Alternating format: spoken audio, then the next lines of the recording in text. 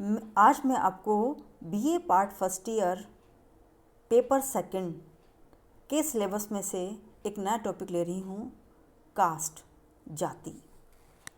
जाति एक ऐसा सामाजिक समूह है जिसकी सदस्यता जन्म पर आधारित है और जो अपने सदस्यों पर खान पान, विवाह, पेशा और सामाजिक सेवा संबंधी अनेक प्रतिबंध लागू करती है। मजूमदार एवं मदान के अनुसार जाति एक बंद वर्ग है। जाति एक अंतर्विवाही समूह तथा अथवा अंतर्विवाही समूह का संकलन है जिसका एक सामान्य नाम होता है, जिसकी सदस्यता आनुवंशिक होती है, जो सामाजिक सहवास के क्षेत्र में अपने सदस्यों पर कुछ प्रतिबंध लगाता है। इसके सदस्य या तो एक सामान्य परंपरागत व्यवसाय करते हैं अथवा किसी सामान्य आधार पर अपनी उत्पत्ति का दावा करते हैं और इस प्रकार एक समरूप समुदाय के रूप में मान्य होते हैं। जाति प्रथा की विशेषताएं। डॉक्टर घुरिये ने जाति की 6 सांस्कृतिक एवं संरचनात्मक विशेषताओं का उल्लेख किया है। समाज का खंडात्मक विभाजन। जातीय व्यवस्था ने भारतीय समाज को विभिन्न खंडों में विभाजित कर दिया है और प्रत्येक खंड के सदस्यों की स्थिति, पद और कार्य निश्चित हैं। घुरिये कहते हैं कि खंड विभाजन से तात्पर्य एक जाति के सदस्यों की सामुदायिक भावना संपूर्ण समुदाय के प्रति न होकर अपनी ही जाति तक सीमित होती है। प्रत्येक जाति की एक जाति पंचायत होती है जो जाति के सदस्यों पर नियंत्रण रखती है और उनसे जातीय नियमों का पालन करवाती है।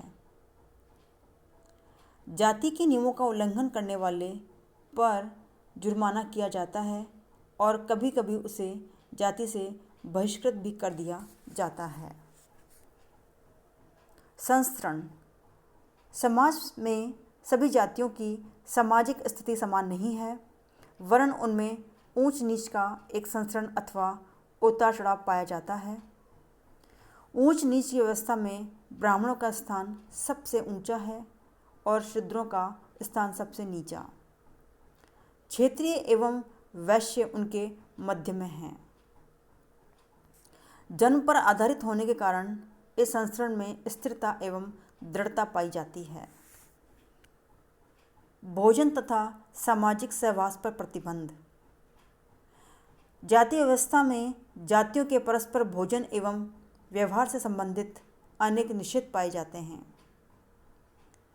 प्रत्येक जाति के ऐसे नियम हैं कि उनके सदस्य किस जाति के यहाँ कच्चा, पक्का तथा फलहारी भोजन कर सकते हैं, किनके हाथ का भोजन कर सकते हैं और किनके यहाँ पानी पी सकते हैं, किनके साथ बैठकर हुक्का बीड़ी पी जा सकती है, किनके यहाँ धातु या मिट्टी के बर्तनों का उपयोग अपने लिए किया जा सकता है आदि। सामान्यतः ऊंची जातियों के द्वारा बनाया गया भोजन निम्न जातियाँ स्वीकार कर लेती हैं, किंतु निम्न जातियों द्वारा बनाया गया कच्चा या कभी के पक्का भोजन भी उच्च जातियों द्वारा ग्रहण नहीं किया जाता है। नागरिक एवं धार्मिक नियोक्ताएं एवं विशेष अधिकार। जाति व्यवस्था में उच्च जाति को कई सामाजिक एवं धार्मिक विशेष अधिकार प्राप्त हैं, जबकि निम्न अछूत जातियों को उनसे वंचित किया गया है। खास तौर से दक्षिण भारत में अछूत जातियों पर अनेक नियोक्ताएं लादी गई हैं। मालाबार में इजावाहा लोगों को जूते पहनने, छाता लगाने एवं गाय का दूध निकालने की आज्ञा नहीं थी। अछूतों को स्कूल, मंदिरों, तालाब, कुओं, सार्वजनिक स्थानों एवं बगीचों के उपयोग की मनाही थी। अछूतों की बस्तियां गांव से दूर होती थी। इस प्रकार उच्च जातियों को सामाजिक एवं धार्मिक विशेषाधिकार प्राप्त रहे हैं और अछूतों को अनेक नियोक्ताओं से पीड़ित रहना पड़ा है। पेशे के अप्रतिबंधित चुनाव का अभाव। प्राय प्रत्येक जाति का एक परंपरागत व्यवसाय होता है जो पीढ़ी दर पीढ़ी हस्तांतरित होता रहता है। कई जातियों के नाम से ही उनके व्यवसाय का बोध होता है। प्रत्येक जाति ये चाहती है कि उसके सदस्य निर्धारित जातिगत व्यवसाय ही करें। अन्य जातियों के लोग भी एक व्यक्ति को अपना जातीय व्यवसाय बदलने से रोकते हैं, किंतु कुछ व्यवसाय ऐसे हैं जैसे कृषि, व्यापार एवं सेना में नौकरी आदि, जिनमें सभी जातियों के व्यक्ति काम करते हैं। विवाह संबंधी प्रतिबंध। जाति की एक प्रमुख विशेषता यह है कि प्रत्येक जाति अपनी ही जाति अथवा उपजाति में विवाह करती है। जाति या उपजाति से बाहर विवाह करने वाले को जाति से बहिष्कृत कर दिया जाता है। जन्मजात सदस्यता। जाति की सदस्यता जन्मजात होती है। एक व्यक्ति जिस जाति में जन्म लेता है मृत्यु पर्यंत उसी में बना रहता है। शिक्षा, धर्म, व्यवसाय एवं गुणों में वृद्धि करने से जाति परिवर्तन नहीं की जा सकती।